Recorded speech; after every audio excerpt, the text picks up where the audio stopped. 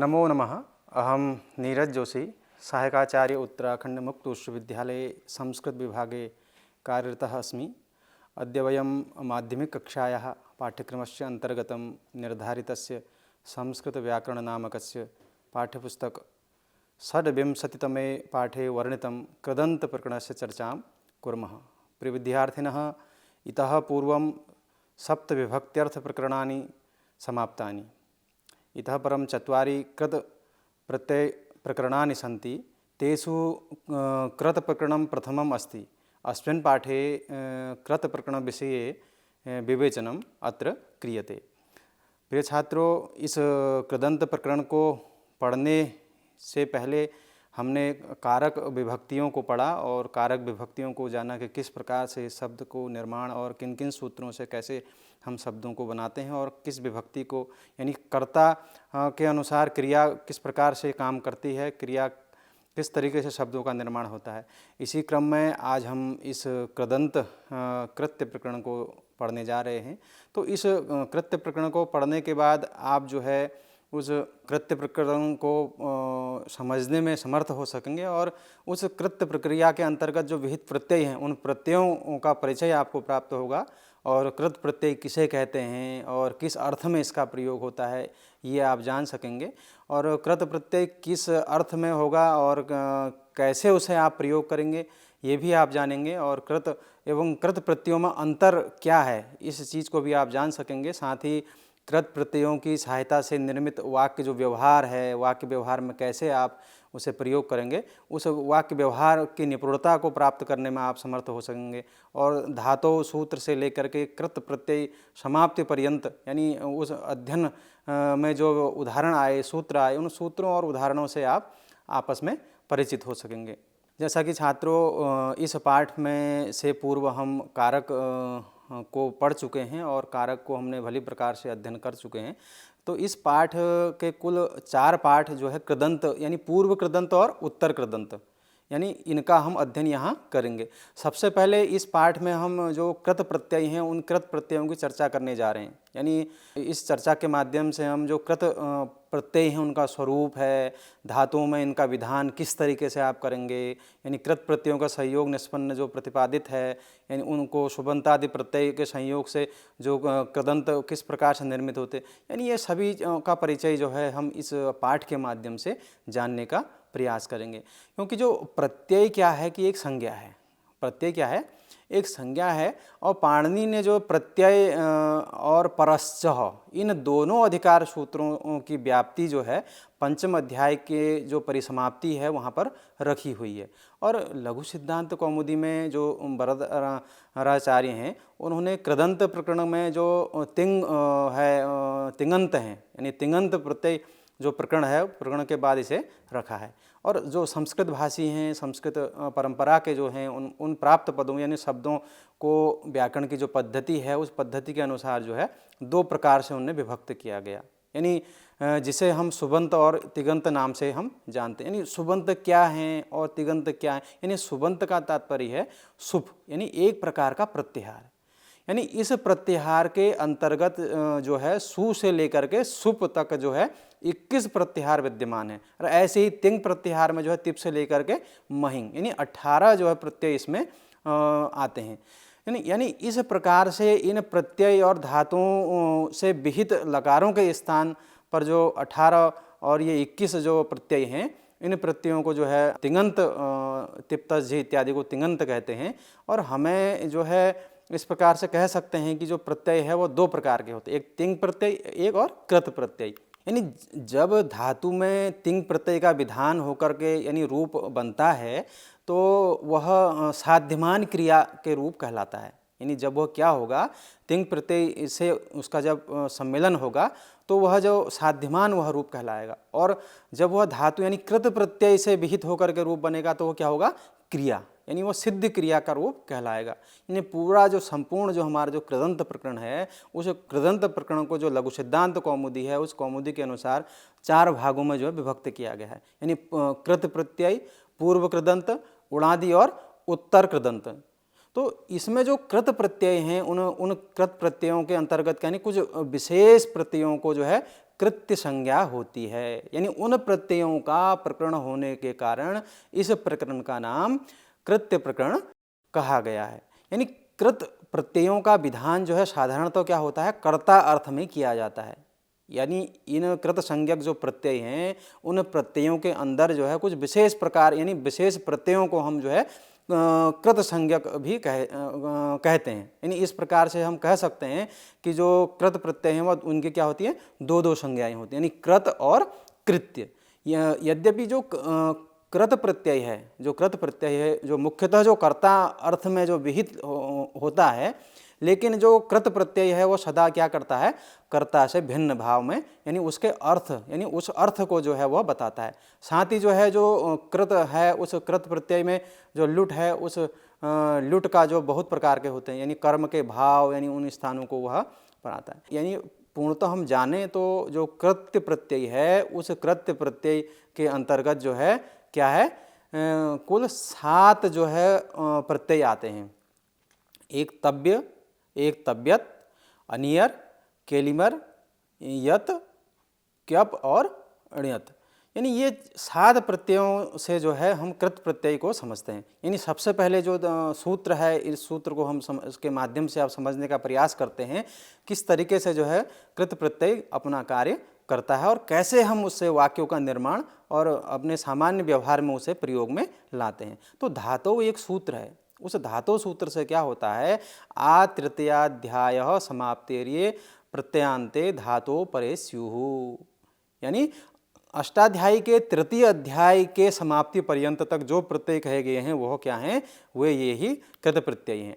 यानी यह एक जो धातु है यह एक अधिकार सूत्र है। यानी इस सूत्र से धातु यानी एकमात्र पद जो है यह पंचमी का एकांत, पंचमी एक वचनांत जो है यह है, और अष्टाध्यायी में जो तृतीय अध्याय की जो समाप्ति होती है, तृतीय समाप्ति पर्यंत जिन प्रत्ययों का वर्णन जो है वहाँ पर किया गया है, यानी वे धातु पर होने पर जो प्रथम पाद है, प्रथम पाद में जो है 91 सूत्र से लेकर के तृतीय अध्याय में चतुर्थ पाद के अंतिम सूत्र तक जो है इन प्रत्ययों के धातु के बाद ऐसा अधिकार सूत्र वहाँ पर यह काम करता है। तो इसी में जो है एक वास रूपो स्त्रियाम, यानी अस्मिन् धात्वाधिकारे स्वरूपो पवाद प्रत्यय उत्सर्गस्य बाधको वा स्यातः। यानी इस अधिकार से, यानी इस अधिकार से जो है अस्वरूप और अपवाद प्रत्यय उपसर्ग से विकल्प से जो बाधक हों वह स्त्री अधिकार प्रत्ययों को छोड़ करके, यानी यह सूत्र यह कहता है। तो इसमें क्या है, यानी यह एक परिभाषा सूत्र है, और विधि सूत्र था और यह है परिभाषा सूत्र। यानी सा वा यह अव्यय पद है, वा क्या है, इसमें अव्यय पद है, यानी असरूप यह प्रथम एक वचन का रूप होता है और अस्याम यह सप्तमी एक वचन का रूप है। तो इस धात्वाधिकार में जो है असमान रूप वाला जो अपवाद है उस प्रत्यय उत्सर्ग को, यानी प्रत्यय का जो विकल्प है उस विकल्प से जो बाधक हो, परंतु क्या हो, वह कार्यस्त्रीधिकार वह प्रत्यय उसमें लागू नहीं होता हो।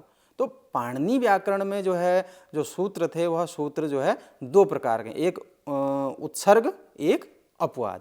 अब ये उत्सर्ग क्या है, यानी जो सामान्य रूप से कार्य का विधान करते हैं, जो सामान्य रूप से कार्य का जो विधान करते हैं उससे हम क्या कहते हैं, उत्सर्ग कहते हैं। और अपवाद क्या है, यानी जो विशेष रूप से कार्य करते हैं, यानी किसी विशेष परिस्थिति में विशेष प्रकार से जो कार्य करते हैं उसे हम क्या कहेंगे, अपवाद कहते हैं। यानी इसी क्रम में एक कृत्याह यह सूत्र है, यह सूत्र क्या करता है, रौलत्रचा वित्य प्राग कृत संज्ञा स्युः। यानी रौलत्रचो यानी इससे पहले तक होने वाले जो प्रत्यय हुआ कृत संज्ञक यानी कृत्य संज्ञक हैं। कौन कौन से, तव्य च तव्यंचैवा अनियर केलिमरो तथा यतम ण्यतम क्यपम चापि कृत्यान सप्त प्रचक्षते। यानी ये जो है अपने 7 जो कृत्य प्रत्यय के कहे गए हैं। यानी यह संज्ञा का अधिकार सूत्र है। जो कृत्य क्या है, यह जो संज्ञा है उस संज्ञा का अधिकार सूत्र है। तो जो कृत्या है उस कृत्या में जो प्रथमा बहुवचन का यह रूप है, कृत्या जो है क्या है, प्रथमा बहुवचन का रूप है। और ड़ौलत त्रचो सूत्र से पहले जितने जो प्रत्यय कहे गए हैं, यानी जिनकी कृत संज्ञा होती है, तो इस प्रकार इस सूत्र से संज्ञा यानी कृत संज्ञा के अंतर्गत एक द्वितीय जो संज्ञा है उसको अधिकार विधान करता है। तो यानी कृत्य के अंतर्गत 7 प्रत्यय हमें प्राप्त होते हैं, तव्य, तव्यत, अनियर, यत, क्यप और ण्यत। तो और एक है केलिमर। यानी ये प्रत्यय जो है 7 प्रत्यय जो है क्या है, ये कृत प्रत्यय हैं। अब इसी में एक सूत्र है कर्तरीकृत। अब कर्तरीकृत क्या करता है, कृत प्रत्यय कर्तरी स्यात् इति प्राप्ते है, यानी कृत संज्ञक प्रत्यय कर्ता का अर्थ होता है। यानी यह प्रत्यय क्या करता है, अर्थ का निर्धारण करने वाला जो है सूत्र है। कर्तरी यह क्या करेगा कि सप्तमी एक वचनांत का यह रूप है और कृत यह प्रथम एक वचन का रूप है। तो उदाहरण के रूप में समझते हैं, करोति इति कर्ताः। कैसे बना अब ये, तो करोति यानी प्रथमांत का रूप होने के कारण जो है क्या हुआ, इसमें एक वचन सप्तमी एक वचन का यह रूप है। इसी क्रम में एक सूत्र और आता है, तयोरेवः कृत्यक्त खलर्था, यानी एते भाव कर्मणोरेव स्युः। यानी ये क्या करता है, जो कृत संज्ञक प्रत्यय हैं, त प्रत्यय है और खलर्थ प्रत्यय भाव में जो कर्म अर्थ में यह होते हैं।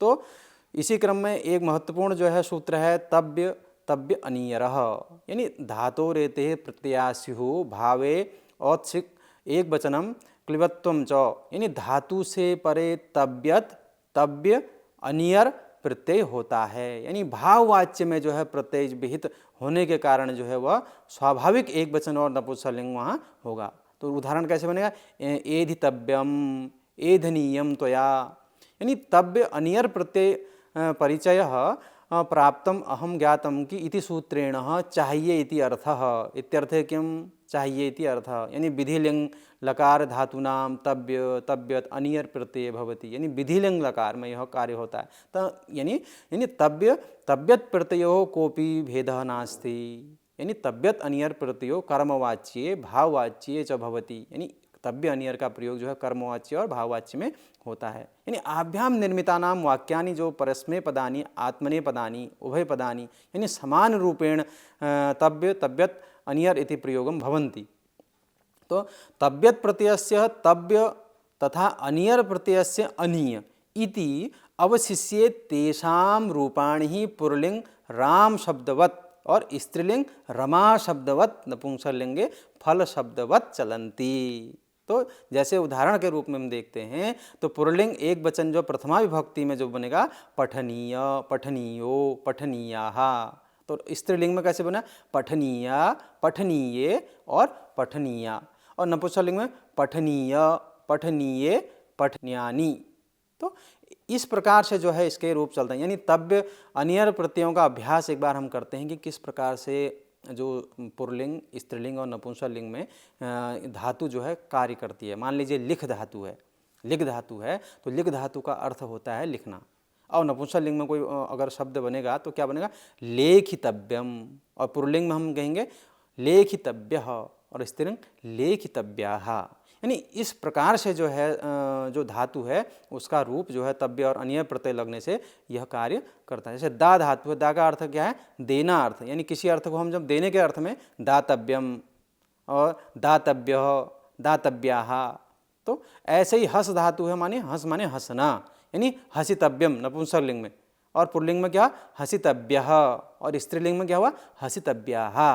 यानी इसी प्रकार से वाक्यों का जो निर्माण है वह इस प्रत्यय लगाने से हो जाता है। अच्छा, ज्ञा धातु है, ज्ञा माने जानना, किसी जानने की इच्छा जब हमें होती है तो वहाँ क्या होता है, नपुंसकलिंग में जैसे ज्ञातव्यम, ज्ञातव्यः, ज्ञातव्याः। ऐसे गम धातु है तो गम गमनीय, नपुंसकलिंग में क्या बना, गमनीय और गमनीय, गमनीया।